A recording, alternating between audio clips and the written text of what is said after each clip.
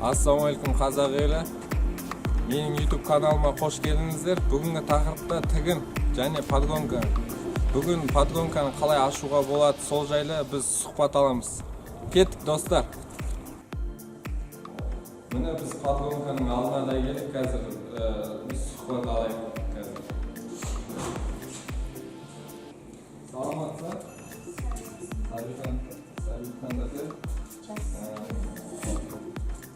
Біз алдында Сабитхан тәтеге айтқанбыз, осы тігін туралы сұраймыз деп.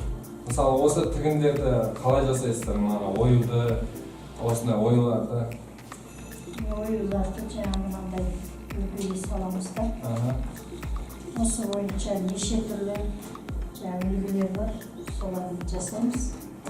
Енді өзім жақындағым аштым. Бұл кәсіппен айналысқаныңыз осында, онда қанша уақыт болды?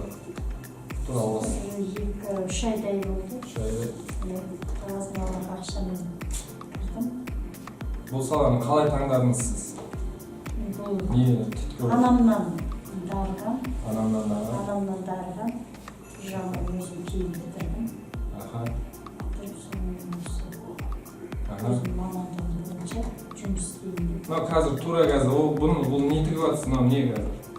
Қазақша камзол. Қыздардың билеген кезде көйлегін... Қанша жасқа бұны тігесіз? Қанша жастағы? Әр жасқа тіге берем. Іші жаңағы 3 жастан жоғарыларда тіге берем. Үлкендерге де. Бір тігін осы қанша теңге тұрады қазір тігіп болсаңыз? Осы. Тігіп болсам өте көп не қылмаймыз? 2000 теңге болады. Сондай ғана. Өзіңізге қанша қалады мысалы? Өзіме қалғанда көп қоспаймын. Қазір неде сіз оборот жинау үшін аз қосып отырсыз ба? Аз ғана 20-30%. Өзіңіздің өмір сүруіңізге ақша жетелі ме? Осы кәсіп сізге ақша табыс әкеле ме? Өзіңіз қалаған? Табыс енді крупный болса табыс әкеледі енді, бірақ қазір енді кішкене аздап жетіп келмейді. 3 ай болды, аха? 3 ай болды. Тігін машинаны қанша қалдыңыз онда? Бұл тігін машинаны 50 мың қалды. Осы жақында сатып алдыңыз ба? Иә, көп жыл болды. Осы жердегі мысалы заттарды осы заттарды алмай тұрып қанша теңгемен бастадыңыз? Осы салаға қанша теңге жоқ? 20-30 мыңнан бастадым. 20-30 теңгемен? 20-30 мыңмен ғана бастаған екен, достар. Қараңыздаршы. Қазір 20-30 теңге барлығыңызда бар ғой. 20-30 теңге бастасаңыз наны 50 мың алдыңыз. Уақыт өте келе алдыңыз ба? Жоқ, басында өзім ақша ақырын жинап жүріп, өзім басқадай жұмыс істеп жүрдім. Қосымша жаңағы. Кафелерді істедім. Сондай. Сосын сізден біреуге мысалы үйренемін, осыны маған үйретіңіз десе, сіз қалай қарайсыз оған? Біреуге үйретуге? Үйренем, істейм деп тұрса, әрине ол үйретуге. Үйретуге болады? Үйретем ол. Осы мысалы материалдарды жіпті қаяқтан аласыз? Бұлардың бәрін жаңа швейный өзімнің машина жаңа не қылатын магазин бар. Магазин өзі? Сол жерден аламыз. Қазір бәрін қымбаттап кетті. Кішкене крупный тағы да мысалы тойға киетін көйлектер тігуім керек мысалы. Бұл қанша теңгеге тігесіз самойлы?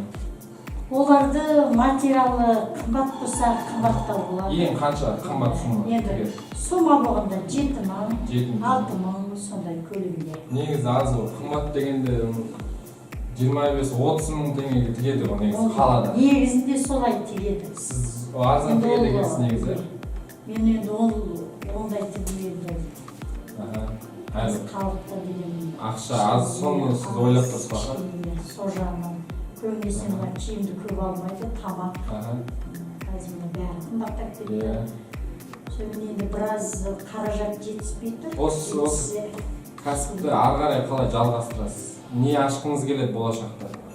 Осы көйлектің жүктері. Үлкейтіңіз келе ме осы? Үлкейткім келеді, кішкене қаражат болса, арғанша тағы да машина алуым керек. Жаңа зигзаг дейді, универсальный машина болады. Зигзаг деген аха? Ол енді 150-170 мың машинкасы ол.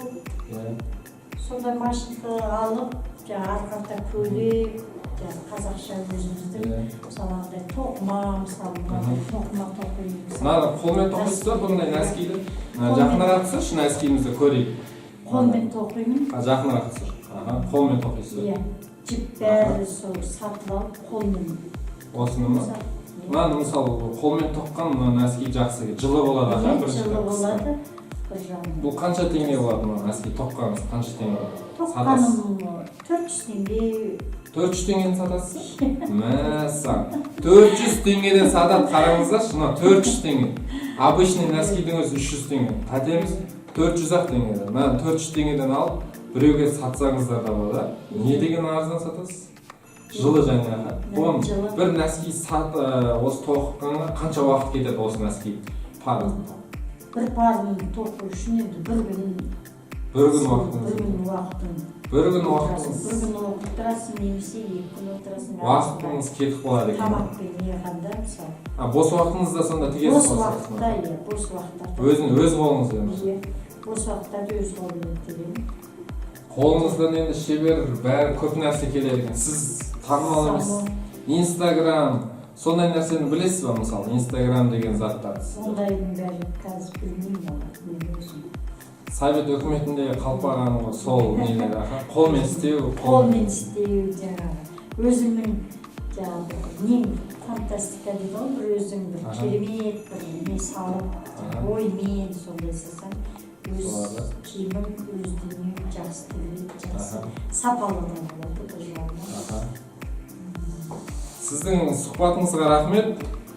Көп осындай мағлұматтарым. Осылай егер істегілеріңіз келсе, үйренгілеріңіз келсе, Сәбитхан тәтемізге келіп, анамызбен де жасты бір қарасақ, осылай істеп, өзінің кішкентай ғана наяқта сатасаға кішігірім саудаңыз. Кішігірім ғана, иә. О, міне сауда жасайды екен өзі кішігірім. Бір жағар тілеймен. Міне кішігірім сауда жасайды.